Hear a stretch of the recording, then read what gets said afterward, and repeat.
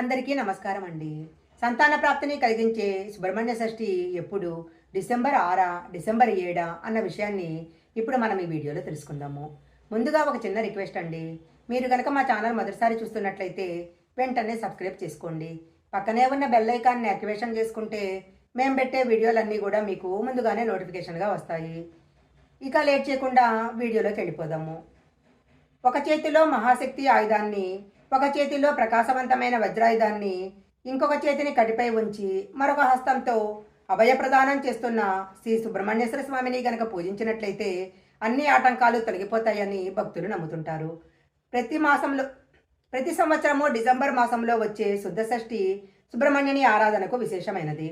సుబ్రహ్మణ్యేశ్వరిని జన్మదినంగా ఆ రోజును జరుపుకుంటూ ఉంటారు. త్వరలో సుబ్రహ్మణ్య షష్ఠి రాబోతున్నది. అయితే 2024 సంవత్సరము సుబ్రహ్మణ్య షష్ఠి ఏ రోజు చేసుకోవాలి? డిసెంబర్ 6 చేసుకోవాలా, డిసెంబర్ 7 చేసుకోవాలా అని అనేక మందికి సందేహం వస్తున్నది. సుబ్రహ్మణ్య షష్ఠి ఎప్పుడు చేసుకోవాలి, పూజా విధానం ఏంటి అనేది ఇప్పుడు తెలుసుకుందాము. మార్గశిర శుద్ధ షష్ఠిని సుబ్రహ్మణ్య షష్ఠిగా జరుపుకుంటారు. 2024 సంవత్సరము మార్గశిర శుద్ధ షష్ఠి డిసెంబర్ 6వ తారీఖు శుక్రవారం మధ్యాహ్నము 12 గంటల 7 నిమిషాలకు మొదలై మరుసటి రోజు అంటే డిసెంబర్ 7వ తారీఖు మధ్యాహ్నం 11 గంటల 5 నిమిషాల వరకు కొనసాగుతుంది. సాధారణంగా తెలుగు పంచాంగం ప్రకారము సూర్యోదయంతో ఏ తిథి అయితే ఉంటుందో ఆ రోజునే పండుగలు జరుపుకోవాలి. అందువలన డిసెంబర్ 7వ తేదీన సుబ్రహ్మణ్య షష్ఠి పర్వదినాన్ని జరుపుకోవాలి. ఆ రోజు ఉదయం 5 నుంచి 9 గంటల వరకు పూజ చేసుకోవచ్చు. వ్యాస మహర్షి రచించిన స్కందపురాణం ప్రకారము సుబ్రహ్మణ్యుడు కుజగ్రహానికి అధిపతిగా చెప్తారు. అందువల్లనే ఈ స్వామిని మంగళవారం రోజు ఎక్కువగా ఆరాధిస్తూ ఉంటారు. ప్రతి మాసంలో వచ్చే శుద్ధ షష్ఠి రోజున కూడా దేవాలయాలలో స్వామివారికి విశేషమైన పూజలు, అభిషేకాలు జరుగుతాయి. సుబ్రహ్మణ్యేశ్వర స్వామిని కనుక పూజించినట్లయితే నేత్ర సంబంధమైన వ్యాధులు తొలగిపోతాయని, సంతానం లేని వారికి సంతానం కలుగుతుందని భక్తులు నమ్ముతుంటారు. పెళ్లి కాని వారికి వివాహం జరుగుతుందని, సత్సంతానం లభిస్తుందని, సౌభాగ్యం కలిగి ఆయురారోగ్య ఐశ్వర్యాలతో వర్ధిల్లుతారని పురాణ కాలం నుంచి కూడా భక్తుల నమ్మకము.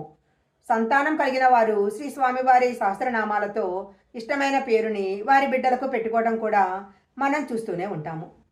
సుబ్రహ్మణ్య షష్ఠి రోజు భక్తులు ఉదయాన్నే స్నానం చేసి ఇంట్లో పూజా మందిరాన్ని శుభ్రం చేసుకోవాలి. మామూలుగానే నిత్య పూజాధికాలు పూర్తి చేసుకోవాలి. పూజలో భాగంగా సుబ్రహ్మణ్యేశ్వర స్వామి అష్టకము, భుజంగ స్తోత్రం విధిగా పఠించాలి. ఆ రోజంతా ఉపవాసం ఉండాలి. స్వామివారికి చలిమిడి, చిమ్మిలి, కొబ్బరికాయ, అరటిపండు నైవేద్యంగా సమర్పించాలి. తర్వాత ఇంట్లో పూజ పూర్తయిన తర్వాత దేవాలయాలకు వెళ్ళి సుబ్రహ్మణ్యేశ్వర స్వామిని పూజించాలి. స్వామివారిని యథాశక్తిగా అభిషేకము, అర్చన జరిపించుకోవాలి. స్వామివారికి ఎర్రని పూలు, ఎర్రని వస్త్రం సమర్పిస్తే కుజగ్రహ దోషాలు తొలగిపోతాయి. ఈ సుబ్రహ్మణ్య షష్ఠి రోజు భక్తులు స్వామివారిని పాలు, పండ్లు, పూలు, వెండి కళ్ళు, వెండి పడగలు మొదలైన మొక్కుబడులు సమర్పించుకుంటూ ఉంటారు. ఇది అంతా కూడా నాగపూజకు సంబంధించినదే. ఈరోజు సుబ్రహ్మణ్యేశ్వరుని ఆలయాలలో జరిగే వల్లి దేవసేన సమేత సుబ్రహ్మణ్యేశ్వర స్వామి కళ్యాణాలను కళ్ళారా చూసినట్లయితే జాతకంలో కుజదోషము, కాలసర్ప దోషంతో సకాలంలో వివాహం కాని వారికి వివాహం జరుగుతుంది. సంతానం లేని వారికి సంతానం కలుగుతుంది. అంతేకాదు సుబ్రహ్మణ్య షష్ఠి రోజున సుబ్రహ్మణ్యేశ్వర స్వామిని ఆరాధన చేసినట్లయితే నేత్ర సంబంధమైన వ్యాధులు, చెవి, గొంతుకు సంబంధించిన సమస్యలు, చర్మ వ్యాధులు తొలగిపోతాయి. తమిళనాడులో సుబ్రహ్మణ్యేశ్వర స్వామిని విశేషంగా ఆరాధిస్తారు. తమిళనాడులో షణ్ముఖ క్షేత్రాలలో కావడి ఉత్సవాలు విశేషంగా జరుపుతారు. సంతానం లేని వారు స్వామివారికి మొక్కుకొని సంతానం కలిగిన తర్వాత భక్తులు కావడి మోసి మొక్కులు తీర్చుకుంటారు. భక్తులు మోసే ఈ కావడి కింద నుంచి వెళ్తే సంతానం తప్పకుండా కలుగుతుంది. అలాగే షష్ఠి రోజు కుమారస్వామి ఆలయానికి కావడి మోసుకొని పోవడమే దీనిలో ప్రధానాంశము. ఈ కావడిలో ఉండే కుండలను పంచదారతోనూ పాలతోనూ నింపుతారు. అయితే కావడిలో భక్తులు మోసుకెళ్లేవి వారి మొక్కుల యొక్క ఆధారంగా ఉంటుంది. ఈ వీడియోలో చెప్పిన విధంగా సుబ్రహ్మణ్య షష్ఠి రోజు సుబ్రహ్మణ్యేశ్వర స్వామిని పూజించినట్లయితే సంతానం లేని వారికి సంతానము, వివాహం కాని వారికి వివాహము కలుగుతుంది. ఈ వీడియో కనుక మీకు నచ్చినట్లయితే లైక్ చేయండి, షేర్ చేయండి. ఇలాంటి మరిన్ని వీడియోల కోసం మా ఛానల్ సబ్స్క్రైబ్ చేసుకోండి.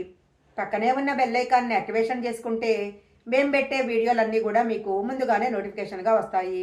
మరొక మంచి వీడియోతో మళ్ళీ కలుసుకుందాం.